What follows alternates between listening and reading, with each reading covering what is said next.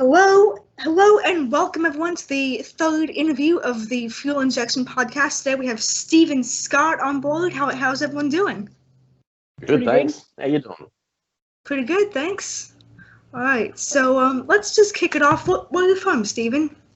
I'm from Brisbane in Australia. Beautiful. Or as we say in Australia, Australia. That's by the Gold Coast, yeah? Kind of near the close? Gold Coast. Yeah, it's probably 80 miles from the Gold Coast. Okay. Beautiful. Yeah. I live in the north of Brisbane. It's just mountains around here. Must be good to go for a drive on those country lanes, yeah? Exceptionally good, yeah. Yeah, there's some really impressive driving roads around here.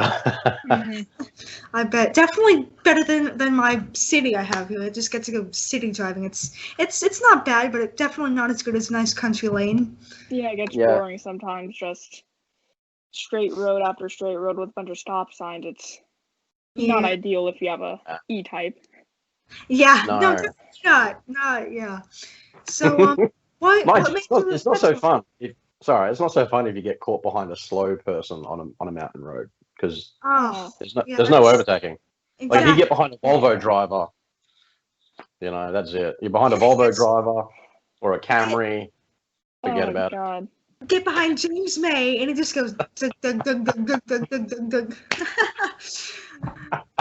Doing like 25 miles an hour, just yeah. So anyway, what made you a petrol head? I think it was in my blood. I don't know. I was that kid when I was little that had like every Matchbox car ever made. Like I collected all of them, and I just spent hours every day after school just playing with Matchbox cars until my brother started. I'm pretty sure it was my brother started slowly stealing them, and then my collection dwindled.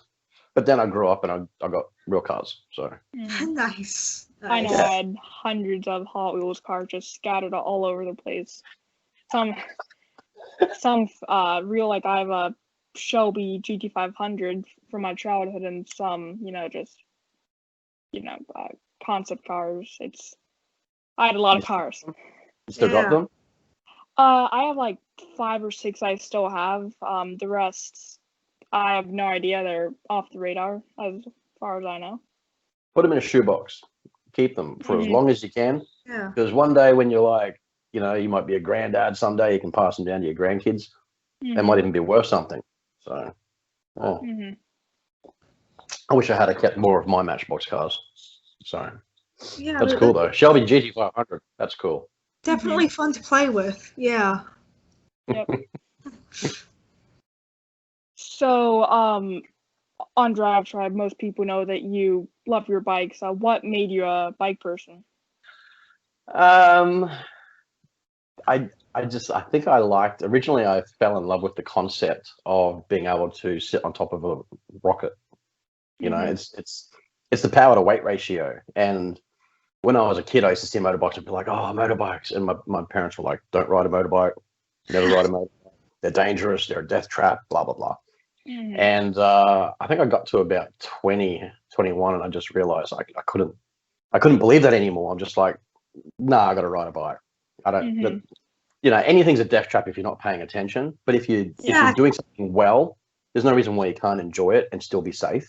Exactly. So, but I mean, if you think about like motorbikes, I'll give you an example. Like my current motorbike weighs probably about 500 pounds, right? But it's got about 150 horsepower. So when you put the horsepower with the weight ratio, it's insane. They're quick. Yeah, you see people. I mean, I love cars. I was a car enthusiast before a bike enthusiast.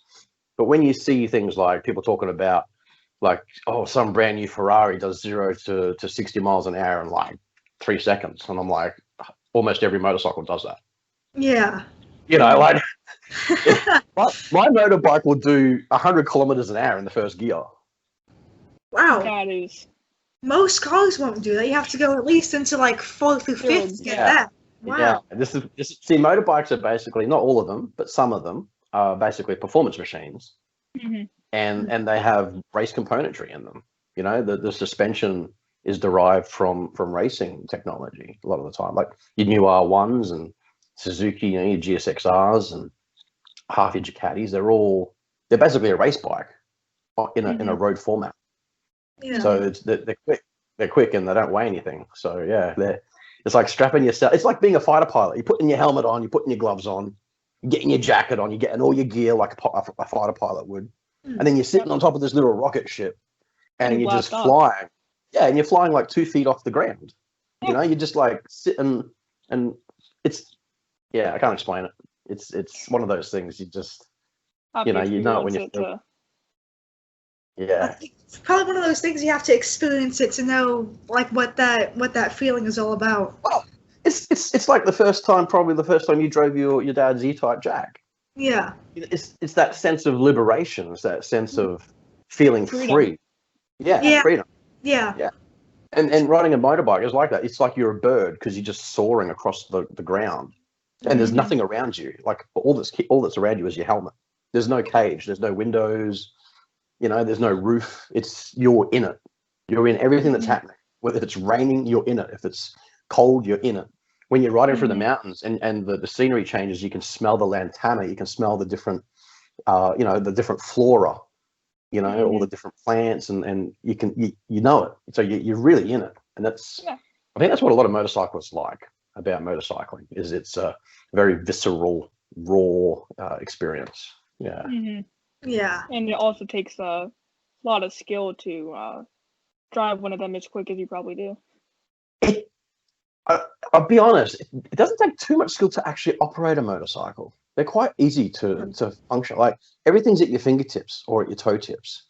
The thing about a motorcycle is being to know your motorcycle well enough that you don't actually need to concentrate on the bike itself. So you can spend all your concentration looking around. Because it's usually other drivers that are the danger, But yeah, to go fast on a mountain road, you got to have some skill. Otherwise, you're going to come off pretty quick, Yeah. Something to be said about confidence versus skill. There's a lot of confidence. Sometimes there's not a lot of skill. Yeah, I think that's when you begin getting cocky. Like, oh, I can go around this corner at 70. Yeah. And then you pull a Hammond with a and then just drop the side of the cliff. On the Swiss hillside, completely surrounded by paramedics, cutting the trousers off. Yeah. Hey, look, I mean, if you've got a car and you want to write it off for insurance purposes, just get Hammond to steal it and. Exactly. Yeah. If you want anyone to bend your car completely, total it, call up Hammond. He's the man you want. But you got to give it to him. Like he does it in style.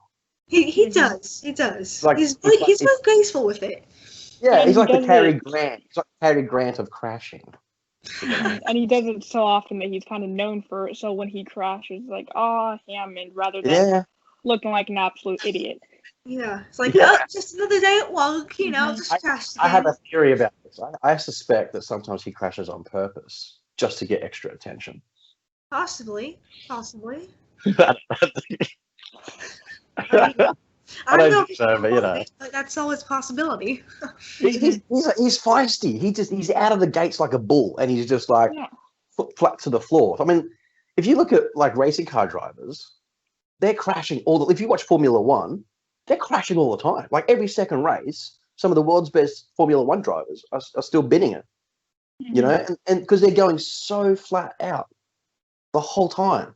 And MotoGP riders the same. They're constantly crashing bikes. I mean, Max Biaggi was crashing probably 1 out of every 2 races at one point, and that's because they're going so hardcore that because they're on that ragged edge, the room for the margin of error is a very fine line, and I think that's where Richard really comes alive. Is he likes living on that knife edge of he likes that concentration, that focus, and he likes to challenge himself. He can be very competitive, and I think that's what gets him in the trouble sometimes. But I commend that. I think, if go hard or go home. How many times you get to drive how many times you get to race a Rimac over a Swiss mountainside? Not very many. I think most people will say no. I've never done that. It's definitely a special moment. So imagine doing that and not going 100%. And it's even less common to crash one. I mean, if you crash a Rimac, you're going to be more famous than you already are, aren't you? Yeah. Yeah. But the downside is they'll never let him drive another Rimac. Yeah, no. Yeah. They'll say, no, I'm sorry, Cameron, we're not lending you another one. Yeah. Sorry. Probably Yeah. a good thing now. Probably now that Rimacs are getting up to like 2,000 horsepower, it's probably a good thing, to be honest. Yeah. If he can't manage 1,200, I don't think he can do 2,000 or 1,900 or whatever it is. And I mean, think about his watch collection. It's just going to start dwindling if he keeps crashing Rimacs. Just have to go out, buy another one, and another Rolex, another Omega. And yeah. Uh-huh. Yeah. So, what's it like working on bikes? It's peaceful. Yeah, it's you're creating. You know, motorbikes is kind of like when you're working on a motorbike, it's this balance of science with art. You know, you're trying to get the aesthetic right. You're trying to do the right thing by the motorbike. A lot of people will, you know, not a lot of people, but some people will build a bike and they'll look at a bike and they'll project what they want to do onto the bike, and it may not always suit that bike. So you kind of got to be in the moment and really sort of do the right thing by the bike and accentuate its aesthetics. But at the same time, you got to be practical about it. You know, you don't want to make a nice bike that handles like crap. You know, you don't want to make a bike that looks fast but goes really slow. So you got to kind of have this blend of science and art together. So you get the aesthetics right, but you want to also you do the right thing by the bike and give it the right performance and give it the right handling. And I mean, most of the stuff I do is like bikes that are like 30 or 40 years old half the time. And factory, I mean, you're talking about stuff that was, you know, like 1978, suspension wasn't that crash hot, not by today's standards. So, you know, if I'm restoring a 1978 motorbike, I'm going to do a resto mod. I'm going to upgrade the suspension if I can. You know, put better suspension in the front, put some better shocks on the back. If I can squeeze another 10 or 15 horsepower out of the engine just by rebuilding the engine and doing the carbs and a nice exhaust, and yeah, do it. I mean, it's tasteful. You don't. It's like modifying cars. You don't want to do rubbish. Like you got to be tasteful. You don't want to overdo it. Yeah. And I think when you're doing motorbikes, it's very much a Zen thing. You know, you're putting all your time into this machine. You're trying to make this machine be more than what it was, you know, and you're trying to sort of bring it forward into the current day. I mean, if you're doing a full restoration, you don't worry about that. You're just trying to restore it to preserve it for how it was. But, you know, if you're trying to build a bike that someone can ride and really ride, you know, you got to bring it, modernize it a little bit. But then you're moving it on. It's going to someone for them to enjoy, and so you'll never see it again.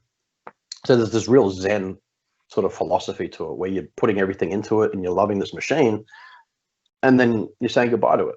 You know, so it's a very, I don't know. I think it keeps me grounded. Yeah. That's a good question.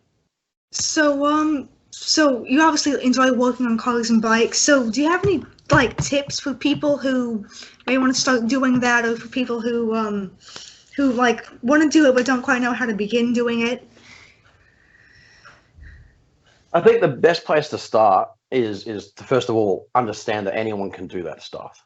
You know, a lot of people build this thing up in their head like, oh, you're so smart to do that, I can't do that. It's rubbish, right? It's if you can read, you can learn, right? I mean, everything I know about rebuilding a motorbike engine or working on cars, I taught myself simply from reading, you know, websites, workshop manuals, going in forums, asking questions. Everything's self-taught. Wow. That's impressive. Yeah. So thank you. So I think for everyone, the advice I would give is, first of all, believe that you can do it. Right. That's the first step, because if you don't think you can do something, you'll never try it. Right. Yeah. Second thing is, do your due diligence. Do your research. You know, you don't want to go out working on a vehicle with a power tool, not knowing what you're doing and hurting yourself or hurting your car. Right.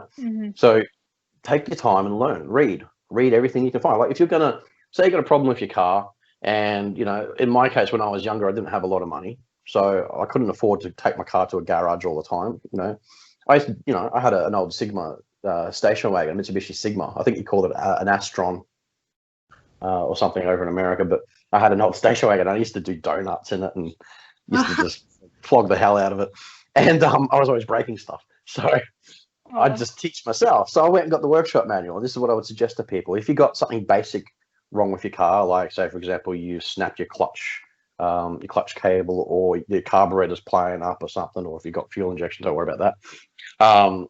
If you got something dodgy with your car, maybe there's a problem with your seat, and you're gonna get your workshop, download the workshop manual, read it, go to the section in that manual about what it is you want to do to that car or what you need to fix.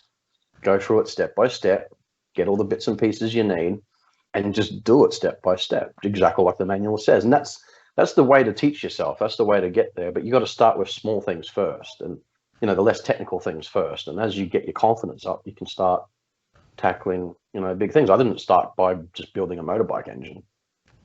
I started by pulling a motorbike apart and then putting bits of it back together.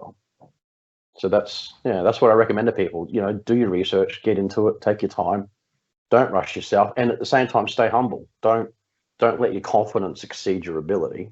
Be honest about what your ability is, and then be honest with yourself about what you need to do to increase that ability. Yeah. So just have an open mindset, basically. Yeah.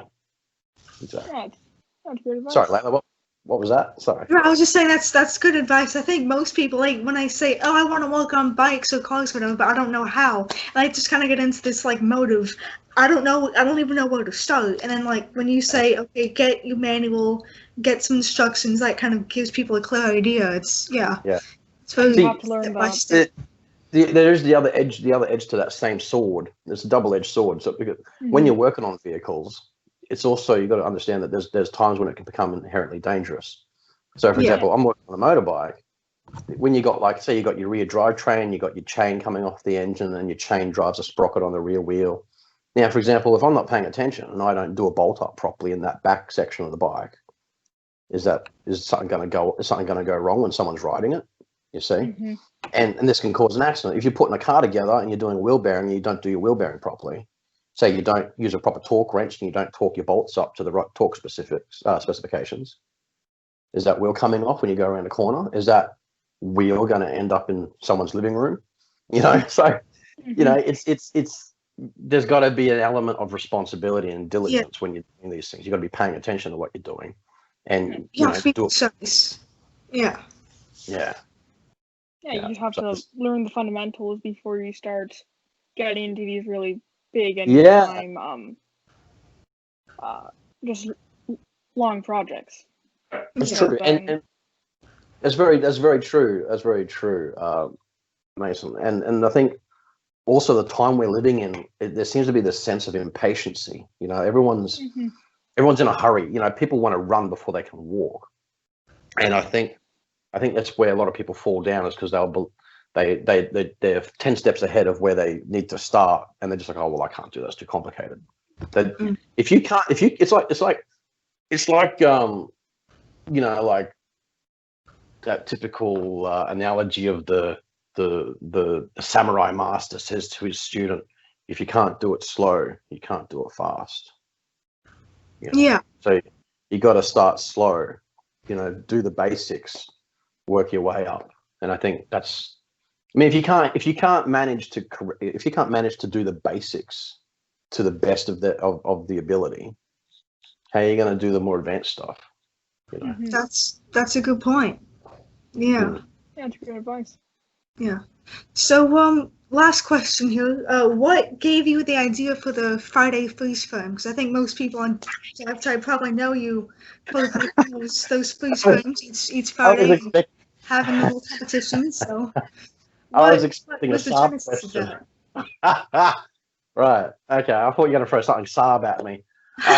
The freeze frame thing, I will admit, is actually, it was a bit of a Neanderthal moment. I consume a lot of Top Gear and Grand Tour, and it's just one of those things where, I grew up watching it. I think I started when I was about 20, watching, the Top Gear, and these guys they're like our friends. They're like the friends we've never met. We're so familiar with them that, if you're having a bad day, you chuck on some Top Gear or some Grand Tour, and you see the three guys just being absolute idiots, and it makes you happy, right? And so I watch a lot of Top Gear when, if you have a bad day, I just like to watch it because it's relaxing. and they'd just be doing stupid things. And I'd be like, this would be really great to challenge people with, just to like, I wonder if people could guess. Well, because, you know, like I'm always on the quiz thing, and there's always quizzes on cars and stuff, but it's like, you know, there's nothing, I didn't think at the time that there's anything to really challenge people's knowledge of certain, you know, episodes.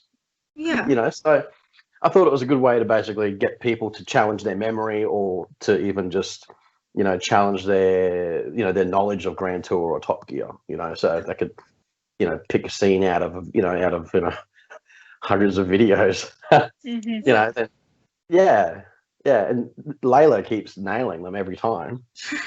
Well, I'm sorry. You have got me once or twice. You have. I've been like, I don't quite know what that is, but yeah. I had to get kind of obscure at one point just to try and beat you.